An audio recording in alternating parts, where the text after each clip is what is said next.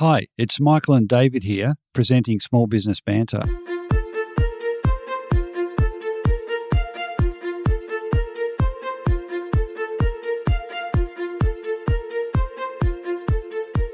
A healthy micro and small business sector means a successful economy and a more vibrant society. Small Business Banter is about helping regional business owners better prepare for the current challenges and also for the next stage of business success. I'm Michael Kerr, founder of Kerr Capital, advisors to business owners. Each week with David Gregory, CEO of the Small Business Mentoring Service, we'll interview a different small business expert or a fellow business owner and operator. And they're going to share their best tips and insights for you, the listener. Small Business Banter is brought to you from the studios of 104.7 Gippsland FM and heard across Australia on the Community Radio Network. Thanks also to our supporters, Kerr Capital and the Small Business Mentoring Service.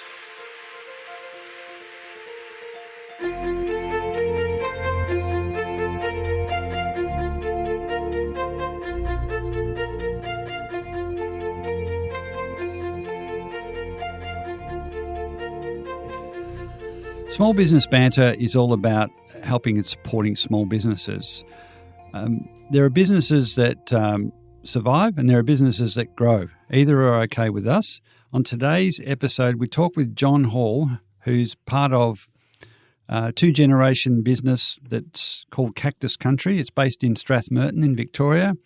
The business has gone nuts, frankly, over the last couple of years, and it's gone from a very small business to a large tourism-based destination business. And so we're really looking forward to our chat with John. It's great to have John Hall talking to us today from Cactus Country. Can you just give everyone listening in just a bit of a background on yourself personally and the business as it is today? Yeah, great. So after high school, I moved to Melbourne, studied myotherapy, but my ideal course was entrepreneurship. Didn't get into that. After a year of myotherapy, I gave that away, played a bit of basketball, ended up traveling for 3 months overseas with mum and dad. They were at a part of the business with the tourism side of things where they wanted to see what other gardens in the world were doing and what we could sort of bring back and bring to our garden and improve it. And afterwards, I owed them a bit of money, so I thought I'll go back on the farm and give them a hand. And sort of 12 years later, I'm running the place. So that's just a quick snapshot. Yeah. So John, how did this business start? Because this is quite an unusual sort of business.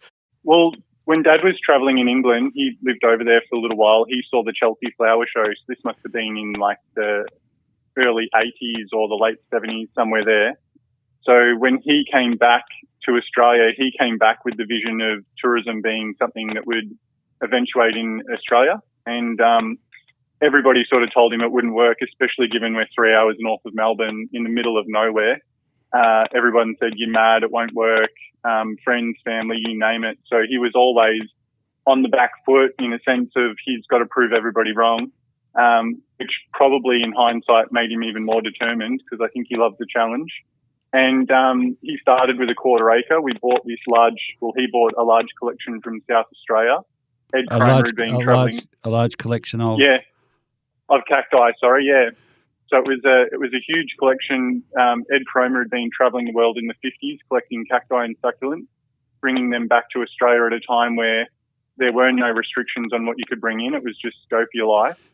So, John, just to put listeners into the frame, and we will come back to how the business started, but as of today, can you just briefly describe what Cactus Country is right now?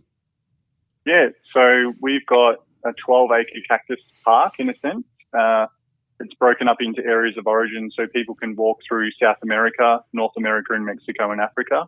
And we're currently expanding, so we're putting another 8 acres in, which will make the garden around 20 acres in total.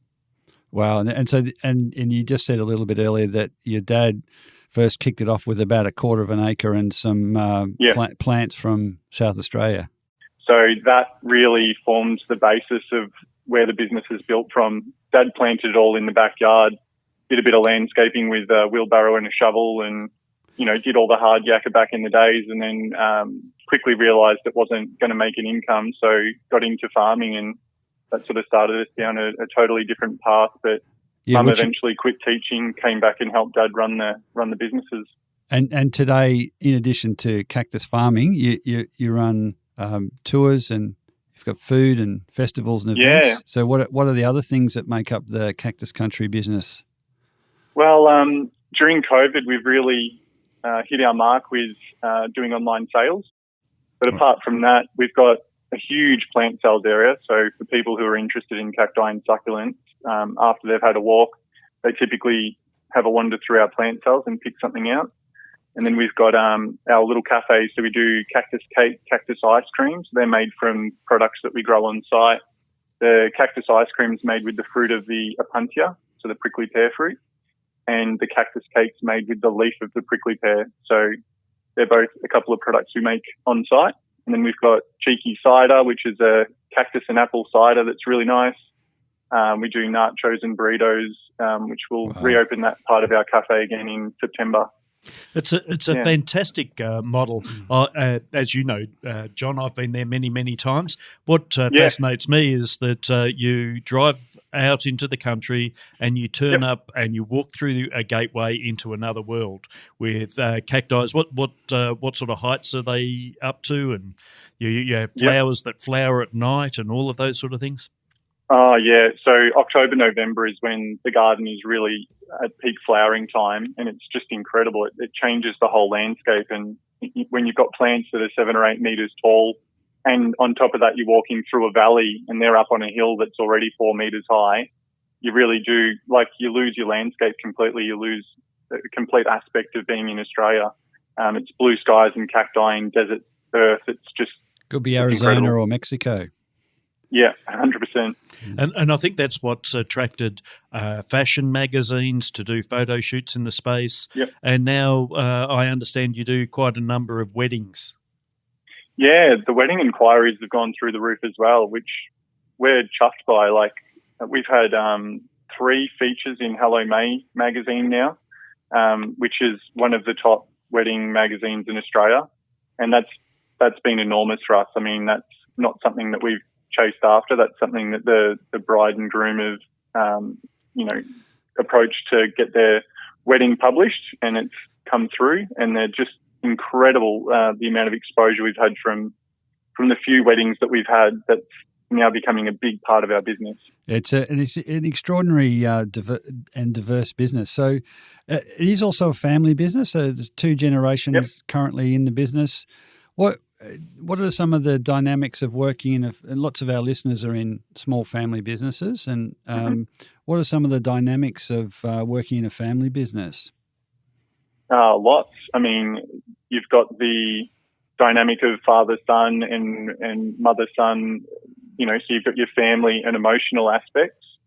And then you have on top of that, you have to be organised and work together as a team. And so there's so many elements. I mean, Dad's in a transition phase now. He's looking at moving into retirement, which for him just means doing more of what he loves and less of what he doesn't love. And so he's clearly worked out what he's going to pass on or outsource to others. We haven't. Yeah. So Dad's not a great communicator. So with Dad, you just have to read between the lines and figure it out. Which, to be honest, that helped me develop a lot as a manager and as a person, because Dad's personality is quite different to mine, and we have had quite a lot of conflicts in the past. So I've had to learn how to adapt to that. Yeah, it's a real challenge in family businesses. Being family members and then being business partners effectively, and working out the lines of when it's time to to talk business and when it's time not to talk business. So it's also that generational change that starts to introduce a whole new way of doing things. I think one of the great things that John brings to the business is the exploration of new markets, and in particular the taking on of social media and making the best use out of that. John, can you tell us a bit about how Cactus Country has used social media to develop a substantial following and to attract more people to come to the space? Yeah, well, when I first started doing Instagram, I think a backpacker was here working on the farm and he said, "You should really be on Instagram." And I said, "What's Instagram?" Which in hindsight is silly. And and he said, come and have a look at this. So we went out into the garden, took a photo on a really old iPhone back in the day, took a photo of an agave that had this big flower stalk coming out of it, and it got 70 likes overnight. And I just went, what is this? And I'm getting the chills down my spine now just thinking about it. That's the kind of visceral reaction I had. How many years ago was that? Maybe 8 to 10 years. Yeah. I don't know. It seems like early yesterday. days for Insta. And so, early days. What were what's the largest number of views or likes that since that heady day of getting 70 people viewing your picture? What's the biggest you've got so far? Around 3,000 likes on an image. And on videos? Views are much higher. I mean, we can get around 4,000 or 5,000 quite easily on videos now. I would say our average now is around 700 to 1,200 likes per image that we put up. And that just really depends on what you're doing. Obviously with social media and with Instagram in particular, people are there to have fun and look at beautiful images. So if you post something that's advertising, typically the engagement and the reach is not going to do nearly as well as a beautiful photo of a cactus flowering or a beautiful landscape shot or people smiling and happy in the garden. They're things that tend to trend really well. Yeah. And we're talking with John Hall from Cactus Country. John, you've got a thriving business. What about what are the factors that are really contributing to that success? Is it good staff? Is it cooperation and alliances with other businesses in the region? Can you talk through some of the things that are making the business so successful? Yeah, really good question. I think we work quite well with our local businesses. I'd say social media wise, we're a leader in our region, and probably Victoria to some extent, just in terms of what we do with social media and how big of an impact it's had on our business. I mean, we're in a regional area. When I grew up, this town had about 250 people in it. We're now at about 1,000. So we're very remote. But people are driving typically 3 hours each way from Melbourne for a day trip to see the garden and drive home. So it's been a game changer just in terms of attracting people to the business with social media, Facebook, Instagram, and now TikTok. To give you an example, with TikTok, yesterday we had 81 people through, and around 40 of those people had found us on TikTok. So wow, and you can trace a totally that back. New platform. Yeah, we just ask people when they buy tickets or purchase online, how did you find out about us? And we track all the data to see what's working and what's not. But that's completely free. I mean, the reach that people are getting on TikTok at the moment is just crazy. It's early Instagram days. Yeah, and you're also working in collaboration with other tourism venues or other popular sites within the area and have an involvement with your local tourism industry groups? Yep, sure do. So from a very young age in the business, I could see the advantage of going and joining our local tourism boards. So I did that. I got involved quite heavily, quite early. And I think that's paid dividends in the long run. It means that your local people who work in that industry know what you do, can sell your product really easily. So when, Urban List was coming, they knew about me, they knew what I had to offer, so they knew they could recommend me. Whereas I think if you don't have that level of involvement, then you're not front of mind when opportunities come up. So that's helped enormously. And then we work with the Murray Farmgate Trail.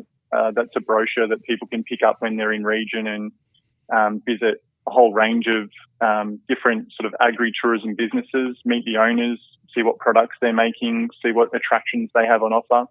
It's really exciting. Rich Glen is a standout. They make olive oil and a whole heap of olive products. Who is that, sorry, John? Rich Glen Olives. Rich Glen. They're in Yarrawonga, so just 30 minutes up the road, and they've just gone huge. It's so fascinating to look up the road and see what they're doing. It's just incredible. Yeah, it's certainly the focus of this show is reaching out to regional business owners and their friends and family. So I'm hearing that there's some pretty exciting times ahead around your region with agri-tourism and the like. So I mean, you've used social media extremely well to get people a long way. What are some of the other businesses up there doing to attract people from Melbourne or Sydney or wherever they can travel from? Well, they're typically not, which is why I hound them so hard. I'm always on their back, showing them what to do, and I turn up at their doorstep at the most inconvenient of times and pester them until they put something on social media. And slowly over time, I'm starting to turn them to the dark side, so to speak. But these are people, and I understand, because when we were young in our business, you're so time poor, seemingly. You're so busy trying to run your business and operate it that you don't think you have time to do a 5-minute post, but you do. And it's just about getting that through to people that every time you post, you're having an impact and it's growing, and you're just getting to a point where you can just keep your business sustainable and grow it. That's what we like to hear, the passion and drive of somebody who's pushing not just their own business, but other businesses in the area to try and attract more tourism. And one of the things that I know Cactus Country has done both extremely well and uniquely is your annual Day of the Dead. Would you like to give us a bit of a rundown on how that all came to be and how it's evolved over the years? Yeah, it's such an exciting event for us, and it's so much fun. We always try and get it off so that we can sort of enjoy the night with our friends and family that come to the event as well. But it started off, the first year was crickets, probably 50 or so people. And that was fine. It was a really intimate setting and it worked really well, but we knew that it would grow. So we just keep doing it every year. The first year we ran it, we clashed with the Melbourne Cup. So we changed the date to a week earlier, had a lot more success with that, and then found the right artist. Opal Ocean has done it a couple of times. Now we've got a mariachi band last year that was mind-blowing. I mean, the crowd was up and dancing and everybody was engaged in the whole event. And on top of that, we really do a big display with our graveyard and our altar, which is quite traditional for the event in Mexico. Yeah. And so each year that's developed and gotten bigger and bigger, and we've invested more in lighting and in infrastructure to make the event really stand out in people's minds when they walk away. That they've been impacted by what they've seen, that you can just see the smiles on their faces. Yeah, and I guess the icing on top is really the food component that comes along with it. So one year we did almost like a degustation of 5 courses that came out throughout the night. And it's just developed. It's getting incredible. Better and better every year. Yeah, I'm sure it comes with some challenges as well. You'd mentioned off air, and it's a persistent challenge for a lot of businesses finding staff. Yeah, that's right. So coming from farming and using backpackers to pick our produce and pack our produce, we've become quite comfortable in finding really high quality staff who are in the country for a short amount of time. They're looking for work. The beauty of that is you can pick up really skilled people. I mean, we've had incredible chefs. We've had incredible people from the hospitality industry, and they bring all of their skills and knowledge to the business as well. And we love to learn from them as much as we love to teach them. And so having that two-way relationship and being open to new concepts, new ideas and new ways of doing things, I think that has really helped us grow over the years enormously. So on the back of that, John, what does the future look like? What are your plans and your aspirations for Cactus Country? How much time have you got? About 3 minutes. I'm a big thinker. I think that we've only just begun. Dad's dream is to keep expanding the garden, so I'll continue to facilitate that. We'll get in big excavators, landscape more areas, and keep planting cacti. We just bought another cactus collection last week, so we've got more cacti to go into the garden now. I want to build accommodation, but not just your average accom. I'm thinking earth domes that are something that are really different and really unique to the setting and where we put them. There's more events to come. We've got Day of the Dead now, but we're currently landscaping an area which will be an amphitheatre. So that'll be for live music and big events. So that's obviously a post-COVID project. And there's lots more fun stuff to do, whether it be animals. I could really see alpacas and donkeys being a part of the attraction at some point. Dad's going to do a field of sunflowers, which will be another photographic area. Yeah, it's never ending. Yeah, and fantastic for the town. You said it's about 1,000 people now, Strathmerton? Yeah, that's right. Yeah, so what else is happening in Strathmerton off the back of that? I'm guessing that, with all that influx of people here and there, it's got to open up opportunities for other businesses to take advantage of. Certainly, Cafe 3641 is run by Kaz Ryan. She's a pastry chef and she loves using local produce. And being in a regional area, there's no shortage of local produce. So she's doing really well. She does high teas that people fly in from all around Australia to come to her high teas. They're very well renowned now. So she's building a beautiful business just up the road from us, which we're really excited to see. It's a real model. Yeah, it's a real model, isn't it, for regional businesses? Have a point of difference, something unique.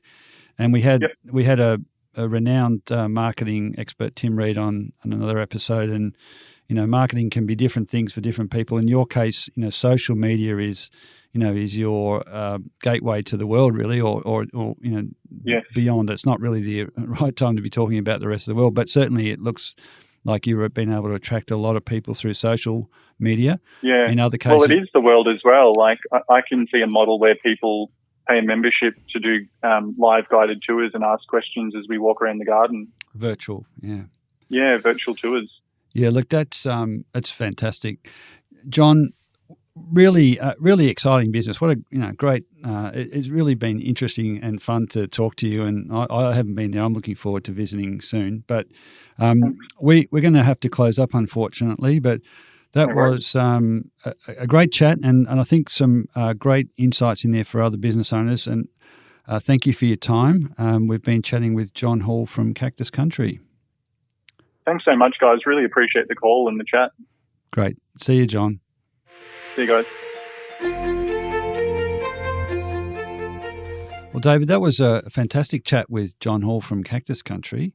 A really fascinating and interesting business. Truly inspirational, isn't it, Michael? Absolutely, and you could just tell he was lit up by what he does. So, converting from a quarter acre to, I think it was 27 acres now or something. So, look, as we do, a couple of takeaways for other listeners listening in.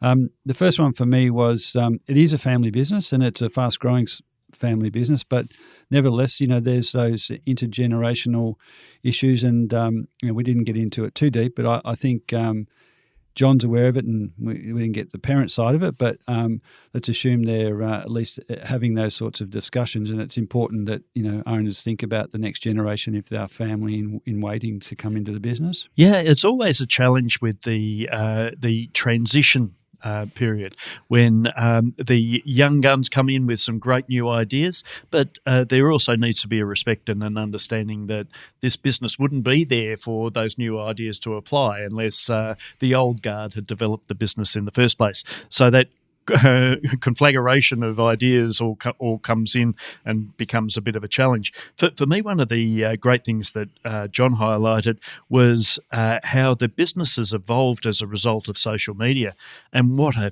phenomenal impact social media can make if it's done well. The critical part to that, and I know this from John, is that they do it not just every day but multiple times in a day. And there's photos every night of the sun setting behind the cacti, or there's social moments of a wedding bouquet being thrown over his shoulder with cacti in the background. They do that really, really well. Yeah, they do. And look, and there'll be other businesses where social's not quite, as a bigger part of the marketing mix, and we've chatted to marketing people in this show. So for them, it works really well. I really liked it's a diverse business. There's a lot of influencers going through the place. They bring in staff and artists and experts, chefs from all sorts of places. So I think that really reflects in the business of being open to different approaches, different cultures, different ideas, and that's why it's so vibrant, and that's even down to the workers that they're hiring. Yeah, absolutely. I also like the fact that it is a collaborative business, that John and his family actively speak with the other businesses in the area and push them to develop their businesses, because they're better in connection with each other than they are alone. If somebody's going to travel 3 hours to come up and see a garden, well, if that's not convincing enough, if they can then say, okay, but I'm going to go to the olive oil place as well, and I'm going to go to this winery, then it justifies not just a few hours, but perhaps staying the whole weekend. Yeah, look, it's he's taking the initiative to also, impress it on other local businesses by the sounds of it as well, which is, you must do. Like, it's a town of 1,000 people with a few other businesses emerging off the back of there. So, power to them. That was a really great chat, and I think some really exciting opportunities ahead for regional businesses. And this is one of the positives that we want to impress on the listeners, and being creative about it, think laterally. Yeah, it's that never let a chance go by mentality, isn't it? Yeah. When you look at a farm that was a broccoli and zucchini farm that now has weddings, a coffee shop, a restaurant, conferences, photo shoots, product sales. They sell to architects. They have their Day of the Dead. In fact, even in the heart of Melbourne, there is a hotel of a camping hotel on the roof of a building, and it's surrounded by cacti from Cactus Country. Yeah, there you go. So I think the key there is to is to stand out, be different, and people will come. So that's all for today's episode of Small Business Banter. David and I continue to be inspired by bringing you small business experts and hearing your stories. For any of the links, resources or information we've talked about on the show today, or to contact David or I, please head over to smallbusinessbanter.com.